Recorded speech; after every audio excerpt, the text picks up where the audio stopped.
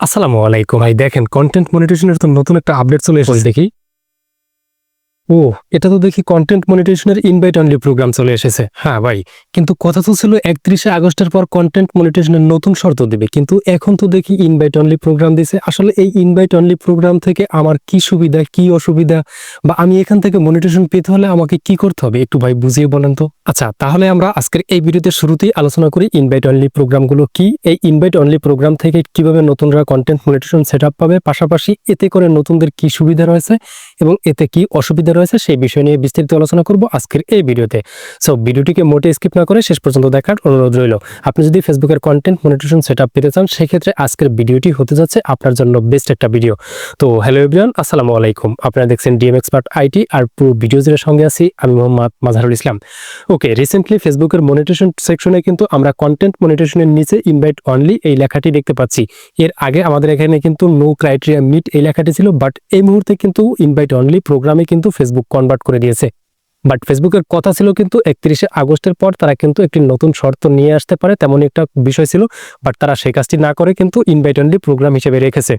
তো আমরা সর্বপ্রথম আলোচনা করি মূলত ইনভাইট অনলি প্রোগ্রামগুলো কি। ইনভাইট অনলি প্রোগ্রামগুলো হলো যে ফেসবুক আপনাকে সরাসরি বা প্রত্যক্ষভাবে কোনো প্রকার ক্রাইটেরিয়া না দিয়ে ফেসবুক তারা কিন্তু আপনার পেজটাকে অবজার্ভ করবে এবং ফেসবুক আপনার পেজটাকে বিবেচনা করে দেখে যদি মনে করে যে আপনি ফেসবুকের কন্টেন্ট মনিটাইজেশন সেটআপ পাওয়ার জন্য উপযুক্ত সেক্ষেত্রে আপনাকে কন্টেন্ট মনিটাইজেশনের জন্য ইনভাইটেশন পাঠাবে এবং আপনি যদি তাদের থেকে ইনভাইটেশন পান তবেই আপনি কন্টেন্ট মনিটাইজেশন সেটআপ করতে পারবেন। যেমনটি আমরা দেখেছি 2024 সালে ফেসবুকের অ্যাডস অন রিলস সেটআপ পেতে হলে কিন্তু ফেসবুকের ইনভাইট অনলি প্রোগ্রাম ছিল। যখন ফেসবুক মনে করতো আপনার পেজটি অ্যাডস অন রিলস থেকে ইনকাম করার জন্য উপযুক্ত তখন কিন্তু আপনাকে ইনভাইট পাঠাতো, এবং আপনাকে যখন ফেসবুক ইনভাইট পাঠাতো তবেই কিন্তু আপনি এটাকে সেটআপ দিয়ে অ্যাডস অন রিলস থেকে ইনকাম করতে পারতেন। ঠিক তেমনই ভাবে ফেসবুকের কন্টেন্ট মনিটাইজেশন এই টুলসটাকেও কিন্তু এখন কিন্তু ফেসবুকের ইনভাইট অনলি প্রোগ্রামে রেখেছে। যখন ফেসবুক মনে করবে আপনার পেজটাতে কন্টেন্ট মনিটাইজেশন সেটআপ দেওয়া উচিত তখনই কিন্তু আপনাকে ইনভাইটেশন পাঠাবে। তাহলে এখন আসুন ফেসবুক মূলত কখন আপনাকে এই কন্টেন্ট মনিটাইজেশন সেটআপের জন্য ইনভাইটেশন পাঠাতে পারে।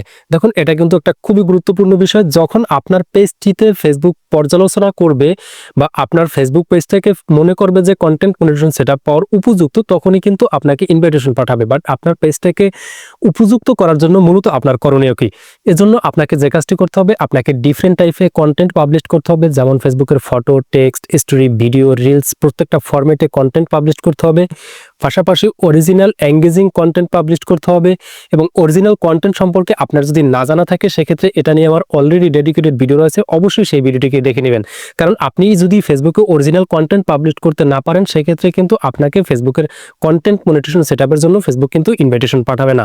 সেজন্য অরিজিনাল কন্টেন্ট সম্পর্কে আপনার জানা খুবই গুরুত্বপূর্ণ। ভিডিও লিঙ্ক ডিসক্রিপশনে দেওয়া থাকবে, সেখান থেকে চেক আউট করে নেবেন। এরপরে আপনাকে যে কাজটি করতে হবে, আপনার ফেসবুকের কমিউনিটি গাইডলাইন, ফেসবুকের partner monetisation policies, content monetisation policies যে রুলসগুলো রয়েছে এগুলো মেনে আপনাকে কন্টেন্ট পাবলিশ করতে হবে। পাশাপাশি আপনি অবশ্যই চেক আউট করবেন আপনার পেজের রিকমেন্ডেশন ঠিক রয়েছে কিনা, এবং পেজ স্ট্যাটাস থেকে চেক করবেন আপনার পেজে কোনো প্রকার কমিউনিটি স্ট্যান্ডার্ড ভায়োলেশনস রয়েছে কিনা। যদি থেকে থাকে সেক্ষেত্রে এগুলোকে অবশ্যই ফিক্স করে নেবেন। এর পাশাপাশি আপনার কন্টেন্টগুলো যদি মোটামুটি ভালো একটা পারফরমেন্স করে তবেই কিন্তু ফেসবুক আপনাকে কন্টেন্ট মনিটাইজেশনের জন্য ইনভাইটেশন পাঠাবে। এবারে আসুন এই প্রোগ্রামগুলো নতুনদের জন্য সুবিধা নাকি অসুবিধা।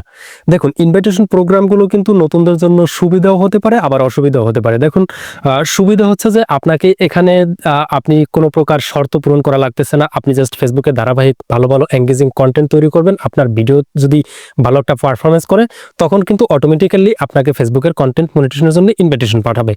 আর অসুবিধা হচ্ছে যে আপনি কোনো কিছু, আপনার কোনো গন্তব্য জানা নাই, বাট আপনি ফেসবুকে কাজ করতেছেন, আপনার মূলত মনিটাইজেশন পেতে হলে কত ফলোয়ার দরকার, কত ওয়াচ টাইম দরকার এগুলো জানা নাই, আপনি জাস্ট অদৃশ্যভাবে কাজ করতেছেন। এটাই হচ্ছে জাস্ট অসুবিধা, যে আপনার একটা টার্গেট নিয়ে আপনি কাজ করতে পারতেছেন না।